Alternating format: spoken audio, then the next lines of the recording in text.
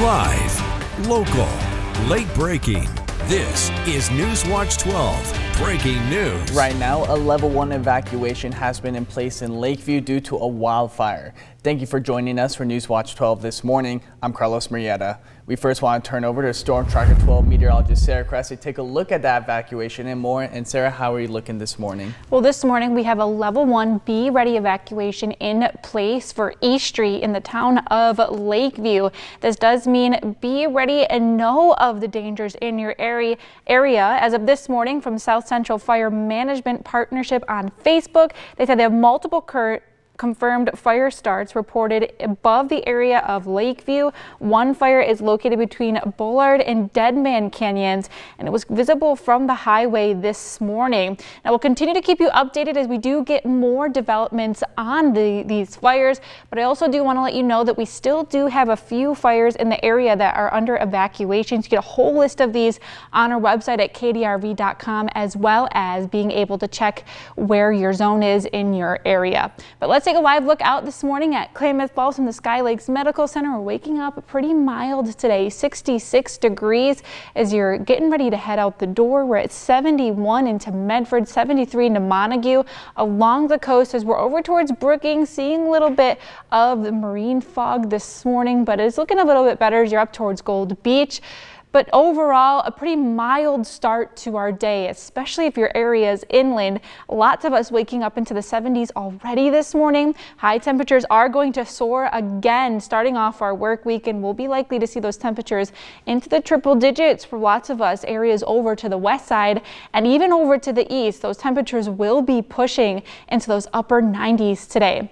But overall, heat is one of those big things, but we are tracking the possibility for some isolated thunderstorms possible areas east side and into Northern California today. A bit breezy for us along the coast, but we'll see those winds pick up into the afternoon areas inland. And we do have quite a bit to talk about, so stick around and I'll have more details on the days to come in your next forecast. And continuing on the fire watch this morning, crews are making good progress on the Elk Fire, even as conditions start to heat up. The fire is still burning at 2,705 acres, but is now 16% contained. Crews strengthening control lines around the fire's perimeter, and with hotter and drier weather expected, crews will be on high alert. 2 Oregon State Fire Marshal task forces are heading home as containment improves. And the Neal Creek fire here in Jackson County, crews have wrapped up nearly the entire perimeter with control lines and are now working to close the last few gaps. The fire is at 247 acres with 5% containment, and as of this morning, all lanes on the I-5 freeway have reopened. And the Cal Fire has the Butler Fire in Siskiyou County mapped out at about 7,203 acres, but with no containment. The Butler Fire kept rolling along Salmon River Road on Saturday as a spot fire did cross the river. But fire crews and air support were able to keep that spot fire at about 1.5 acres. And Rural Metro Fire posted these pictures as they joined hundreds of other firefighters battling the Grizzly Complex fire. The complex is made up of multiple fires across southern Josephine and Jackson counties. The fire started from a lightning strike last week, and officials are making progress on containment, but with that hot weather ahead, it will be a challenge to firefighters. And new this morning, the Oregon Department of Emergency Management says they will be celebrating the first ever National Emergency Management Awareness Month this coming August. Now, OEM says the month will be a time to recognize and elevate the critical work emergency managers do across the state. They encourage all Oregonians to learn more, get prepared, and get involved. And emergency managers play a vital role in protecting people, property, and the environment before, during, and after disasters. And at least 4 agencies responded to calls of missing rafters after at least 100 people took to the Rogue River, part of the large Glow Float event. Now, some rafters got stuck in the dark of night, which caused panic. Several people had to be rescued during the event in Grants Pass as people took to the river on paddleboards, rafts, and even standard swimming pool floaties.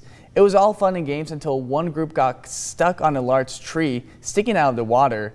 As panicked 911 calls came in, People in the water were reportedly without life jackets, and others were reported missing. It's rogue river, and it's rogue for a reason. It's very unpredictable. And in the end, what's is really the main point is the fact that while this was a huge panic moment, this was a huge and unfortunate commitment of a lot of resources that were taken away from other types of emergencies that could have happened. Despite the challenges of navigating a large crowd in the power of the river at night, first responders were able to rescue at least 7 people and no injuries were reported. And the Dean of the University of Oregon School of Journalism and Communications is stepping down amid recent scrutiny over his travel expenses. Juan Carlos Mileda will resign effective August 1st and return to a faculty role. The announcement was made in an email from U of O Provost Senior Vice President, which was sent to faculty and staff. NewsWatch 12 confirmed the resignation with a journalism employee. And Christopher Long says, "I recognize that this change comes at a challenging financial time for both the School of Journalism and Communication and our entire institution. That is why I am committed to selecting an intern dean who can lead the SOC community through the work in front of us and navigate the difficult budgetary conversations we are now facing." And on a money alert, the California Highway Patrol is giving out more than $35 million in grants to help law enforcement fight impaired driving. Now, this funding will support more than 140 law enforcement agencies, crime labs, and more in efforts to address the dangers of driving under the influence. The funding comes from taxes on cannabis sales, which will go towards education and enforcement programs. California Governor Gavin Newsom emphasized the importance of the grants in ensuring responsible recreation as the legal cannabis market expands. And the Jackson County Fair kicks off this week, and if you plan to head that way, here's a quick reminder about a temporary trail closure. Tomorrow, the Bear Creek Greenway will be closed to all recreational users between Pine Street and Upton Road in Central Point.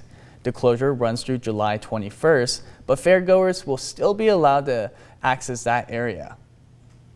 And right now, we're going to go ahead and take a live look out at Wairika by the Rain Rock Casino, where a boxing gym is offering classes to elementary school kids.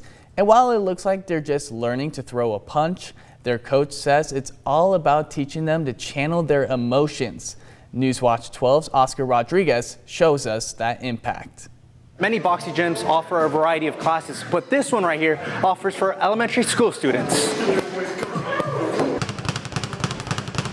Virgin Athletics Boxing Gym has been open since 2015 and provides boxing classes for all ages. But for owner Ray Virgin, he wanted to give back to the youth and start teaching the younger kids to learn on how to box. Some of the kids are getting bullied in school, and this is a good way to channel their aggression, and to discipline their behavior as well. Many kids just starting out in boxing, like Ariana, who joined just a few weeks ago. I felt nervous because I didn't know how I would do at the start, but now I kind of got a hang of it, and it's really exciting and fun. For other students like Seth, boxing helped them to become more disciplined. When I was younger, I went through a little phase where I was mad, and boxing is what helps. For Ray, he tries to provide free gear and classes to as many kids he can because he can relate to some of his students. He grew up as a troubled youth and even went to prison, but Ray knew he wants his students to look to him as a father figure since he never had one.